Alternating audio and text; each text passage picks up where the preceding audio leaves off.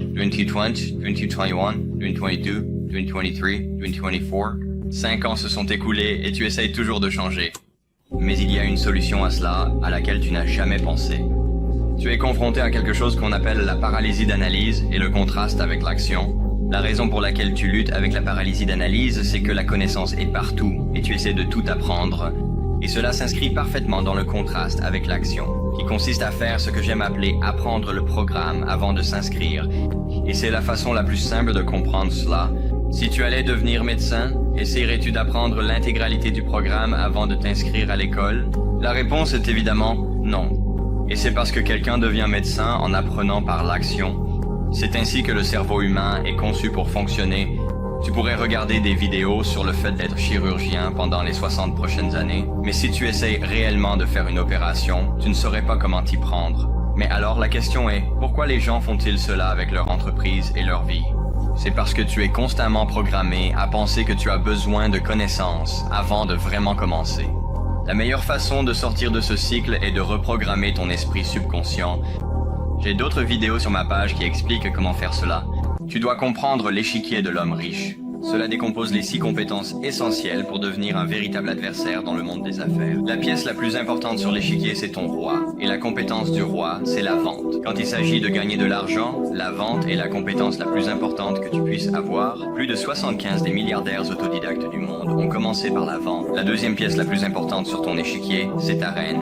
Et sa compétence, c'est le marketing. Le marketing, c'est tout simplement tirer parti des dynamiques de pouvoir et maîtriser la psychologie humaine. Cela te permet de créer du désir et de façonner l'influence. Le marketing te rend également extrêmement polyvalent dans n'importe quelle forme d'entreprise. La troisième pièce importante, ce sont tes tours et leurs compétences est simple. Si tu joues aux échecs, les tours excellents dans la phase finale du jeu parce qu'elles simplifient l'échiquier pour le succès à long terme. Et c'est exactement la même chose en affaires, car des processus rationalisés excellent toujours. Les pièces suivantes les plus importantes sont tes fous, et ils sont complètement concentrés sur le positionnement. Les fous ont une vision à long terme qui leur permet de voir le récit. Voir le récit et la tendance du jeu est très important aux échecs, mais c'est aussi très important en affaires. Si tu travailles contre le récit, ça va être extrêmement difficile.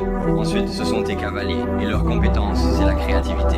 La compétence de faire quelque chose de créatif et d'inhabituel pour franchir des barrières est extrêmement importante en affaires, tout comme elle l'est pour un cavalier. Et enfin, nous avons notre pion. Et leur compétence, c'est de construire une base solide. Tout comme aux échecs, les plus grandes victoires en affaires commencent souvent par les plus petits mouvements. Avoir ne serait-ce que quelques-unes de ces compétences te rendra un adversaire d'élite dans le monde des affaires. Mais avoir toutes ces compétences, c'est ce qui te permet de vraiment gagner la partie. Vous devez comprendre le triangle du temps. Considérez cette ligne comme votre apport de temps.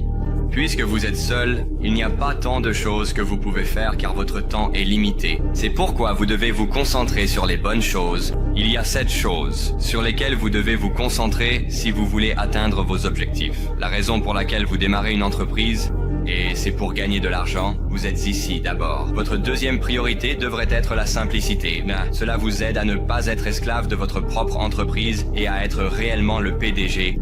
Vous pouvez avoir de l'argent, mais si vous n'avez pas la simplicité, c'est là que le stress apparaît. Et la troisième chose sur laquelle se concentrer est l'action. Même si vous avez une entreprise super simple, vous ne gagnerez pas d'argent à moins de passer à l'action. La quatrième chose sur laquelle se concentrer est la vélocité.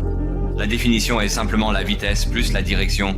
Parce que même si vous avez une entreprise super simple, vous agissez, mais vous n'avez ni vitesse ni direction, vous ne gagnerez toujours pas d'argent. Le cinquième point de concentration est la valeur.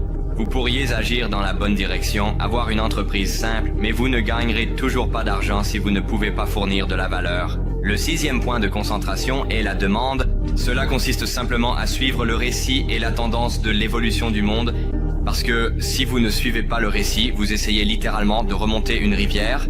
C'est inutilement difficile, sans raison. Et le dernier point de concentration est le résultat. Vous pourriez suivre la demande, fournir une véritable valeur, avoir de la vitesse, agir avec une entreprise extrêmement simple et même gagner de l'argent. Mais si vous n'obtenez pas le résultat souhaité que vous vouliez réellement, quel était l'intérêt de tout cela? Et ce à quoi sert le triangle du temps, c'est à vous aider à mettre les bons intrants pour obtenir les bons résultats. Maintenant, si vous voulez vraiment démarrer une entreprise qui vous mènera vers le spectre du succès, envoyez-moi simplement un message privé, je réponds à chaque message.